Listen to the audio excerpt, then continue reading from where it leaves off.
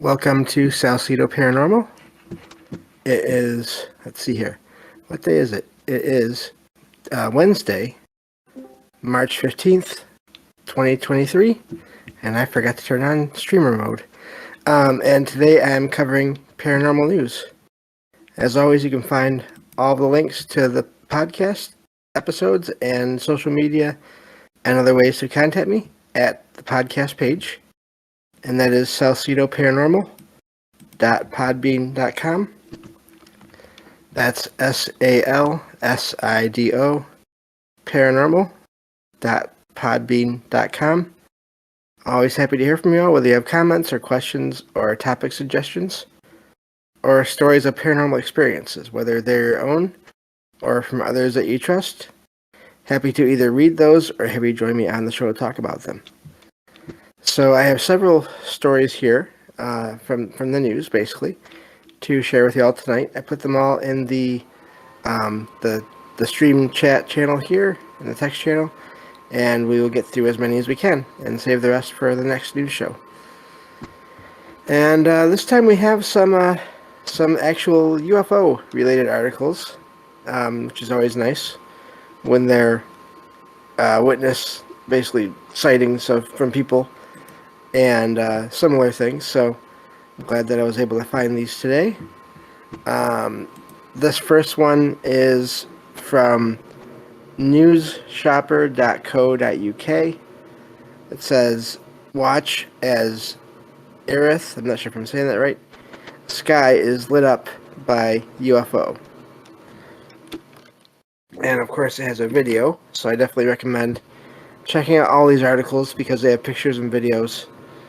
So apparently a person living in this area is convinced they have seen and they have footage of a UFO lighting up the sky, and it was filmed from their flat or apartment window. So it says that now the video shows a bright blue light, which is amazing because again I've had interaction with a blue light before.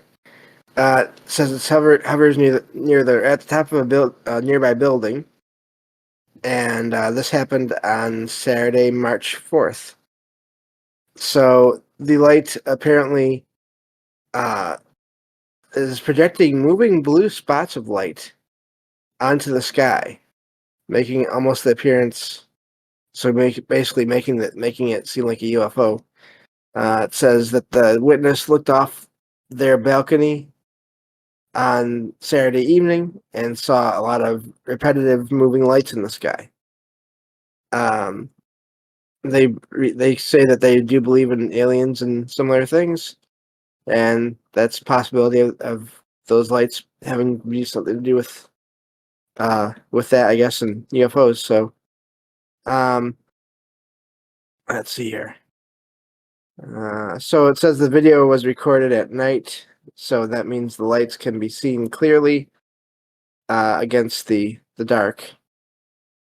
Also, apparently, according to a local organization in the UK known as UFO Identified, there's been a total of 497 sightings reported across England, Wales, Scotland, and Northern Ireland in 2022. So apparently there were, let's see here. Let me go back and check on that number. So apparently the number per year has increased over the last couple of years. So based on the other figures they have in this article. And let me see here. They mentioned that most people, they kind of try to explain the sightings as far as why there's so many sightings. But there's more to the article here, but I definitely recommend checking it out and getting all the rest of the stats and those data points that they mention in the article. So, that's it for that one. And like I said, hopefully y'all can hear me. But so that's the first article I wanted to share. So we'll move on from that one. to the next one. And this is from the Lincolnite.co.uk. And this says UFO spotter captures massive bright light in the sky over Lincoln. And they believe it was a UFO and not a plane. Again, there's that sort of a use of, I don't know, that term UFO. I think it does. I never used to really think of it this way, but I guess I can see how people would say this, that it gets the term UFO becomes equated with aliens, and that's not really what it is. It's just an object that is flying that can't be identified. So, unidentified flying object. But the witness says that, let's see here. There's this UFO enthusiast in this area that thinks he may have spotted something in the city skies. His first name is, I'll just use first names. Actually, is Michael. Says he's been fascinated with UFOs since he was young. And let's see here. Doesn't believe that what he saw was a plane. He was in his home, back garden, basically, on Monday evening. I'm not sure. It doesn't say what date. But at least not here. Apparently, this light stayed in the sky, hovering for about 10 to 15 minutes before suddenly moving really fast to another spot. And so, apparently, there's pictures here. And let me look at this real quick and see. Because I think, so it does say light. But apparently, the light turned off before appearing back on for another 5 minutes and then disappeared. And then let me see here. So it disappeared and then came back and then reappeared and then eventually was gone. So it's kind of funny. That light looks almost like, I don't know. It reminds me of the light that I saw in a way. Except mine was blue. But just that circle, that full circle. But anyway, not that I'm trying to make this all about my own sighting, but he said the witness said it moved and came back to the same place again. The moon was below the light, and so apparently there were no sounds or from any kind of aircraft at first. Of course, they mentioned that at first he was thinking that it might be a Chinese balloon, of course, because of all the news recently. But so let's see here. So yeah, it's just a neat sighting there, and the light that would move around and fade out or turn off, basically fade out and then come back on again. And neat story there, possible sighting. So moving on to the next article here. Let's see here. I like the title of this next article. But yes, it's just as Matt says in there. If it's an object that's flying and can't be identified, it's a UFO. So yes, exactly. This next article here is from, let's see here, Northampton Chron, which I'm guessing means chronicle.co.uk. And I just like the title here in a way because it's kind of funny. But the title says, father and daughter go full conspiracy mode, after spotting UFO over Northampton skies one day before sonic boom. Now, we'll just say real quick, the article near the end, it does mention that the next day there was a sonic boom reported, and it was verified by the local military that there was, in fact, a aircraft from them that was authorized to break the sound barrier. So I know I've heard of witnesses in some of these articles before where they've tried to they've sort of hinted at maybe the objects being associated with the sonic boom somehow. But so far, I haven't seen anything where in any of these articles that I've ever found where the object was seen and then it was not, and then there was a boom right away. So I don't know um, what to make of all that. So apparently that was so this is a father and his daughter. The father was driving because the daughter's a kid, a child, and so that both of them saw something in the sky above Moulton College, and this took place on Friday, March 3rd at 5 p.m. And the father said that he was driving his daughter to a sports function when she saw something in the sky that was moving at irregular speed that was faster than a plane. Appeared to be metallic, but no wings, and so as the father was driving, he gave the phone to her to try to zoom in on it, and so she managed to get a picture of it, apparently. And so at first they saw it coming into the back end of Moulton, coming from a different area, and they lost sight of it over the Moulton College gym building area. They say it wasn't a plane. They don't think it was a plane, and the speed it was moving at was odd. I'm wondering if they mean that was just fast, or if it was going at different speeds. They say that based on the footage or the picture, it does appear to look similar to some other UFO sightings of cylindrical objects.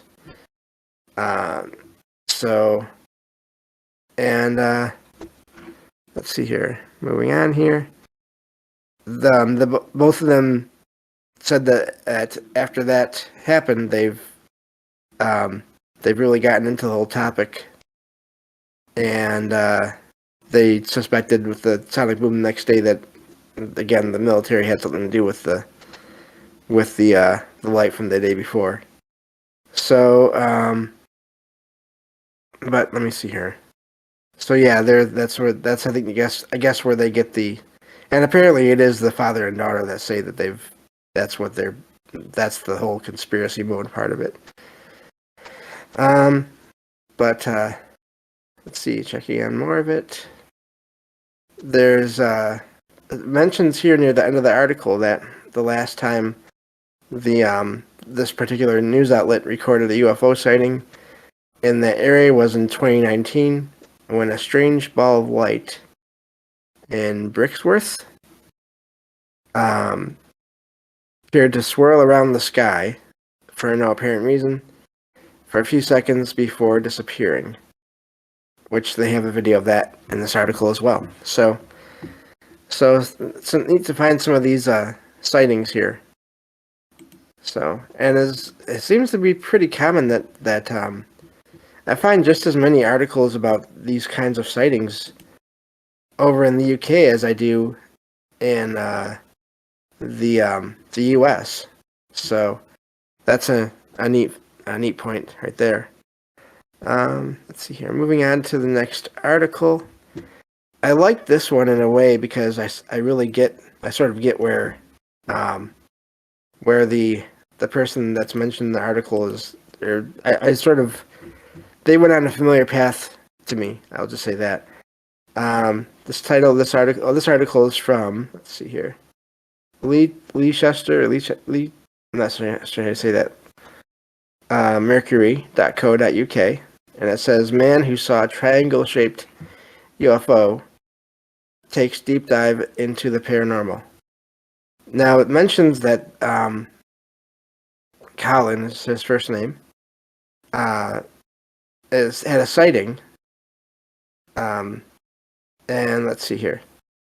So this was a massive triangular aircraft 24 years ago, so 1999. Let's see here. So Callan, it says, has been looking into this topic, and then now he's been looking into reports, talking to people in the area about their own experiences, and apparently this he wasn't alone. He was with his wife and daughter and mother-in-law when they all saw this giant triangular craft. It says ripple into existence at the side of the Fossway before turning up into the sky and flying off. So that was March of 1999, and the fact that it kind of just appeared, that's pretty amazing. So either it was cloaked or it somehow materialized there. And so because of all this and then all of his other research, he and other experiences apparently, so I forgot about this part. So once in a while when he would be fishing by the River Soar at Bothley, he would hear footsteps behind him on a farmer's field, and he said that he thought it could be someone hunting or shooting. So he went up to the bank to let them know that he was there, but there was no one there when he got there. So and even though he could still hear footsteps, so that's interesting. So obviously there was no one present there. He thought it could be a big cat, which there is. There are reports of what I've heard the term used, alien big cats, or black cats in some cases. But there's still nothing visible even when he looked around. And so, but all these things, and he's talks about his ideas of UFOs and other, basically the UFO that he saw coming from a parallel dimension. But it mentions here that he, over the years, this led him to make a book about all this. And I think that's amazing because I get that. I did a similar thing years ago now, and put out a couple of my own books on the topic, and I'm still working on one now. And so I think it's amazing that these kind of things happen to people, and there are a lot of people that may sort of try to hide it or not talk about it, but then there's others that really get into this. And I'm always glad to see other people getting into this and still doing research, but also putting out material out there, not just because of money, but because they want to get these stories of these experiences out there to more people.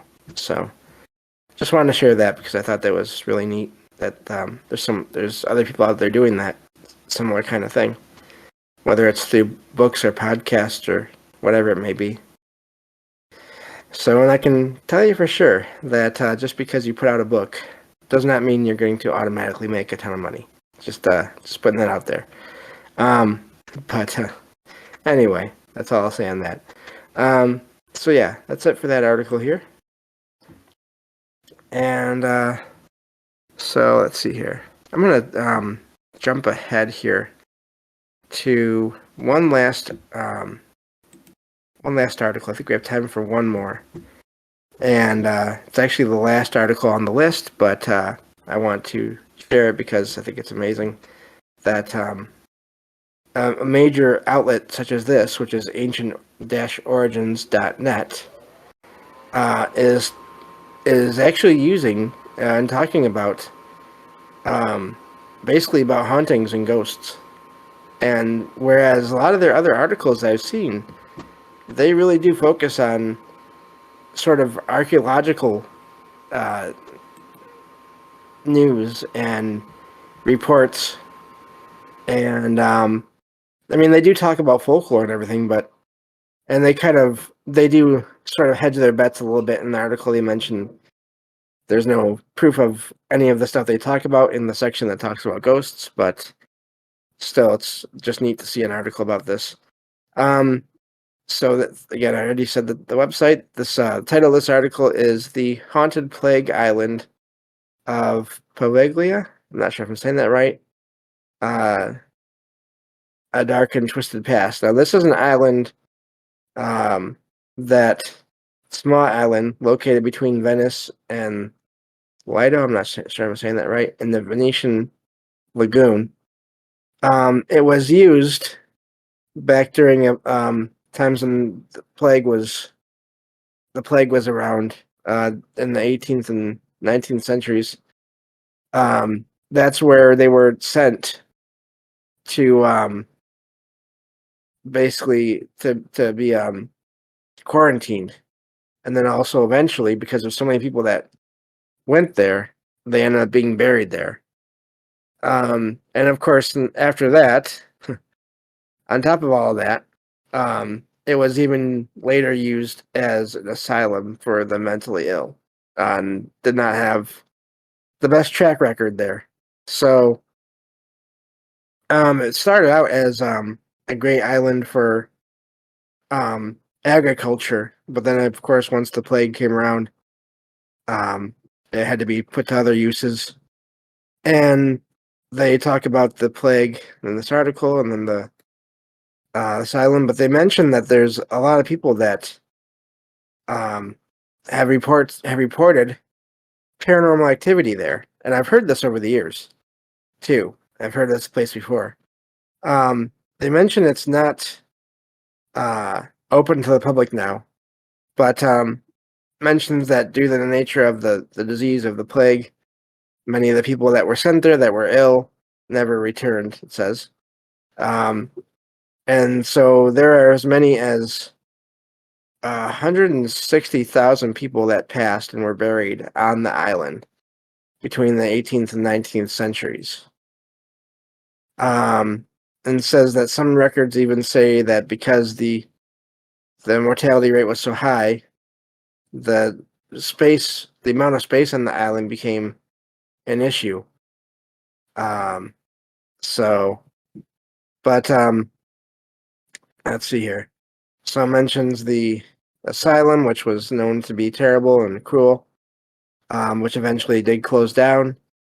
And mentions here the next part talks about the paranormal side of everything. And it just says, and I can see where they're coming from here. Mentions that because of all of this, the plague and then the asylum there, it's considered to be haunted, and people had experiences there. Even though now you can't go there, it's private property.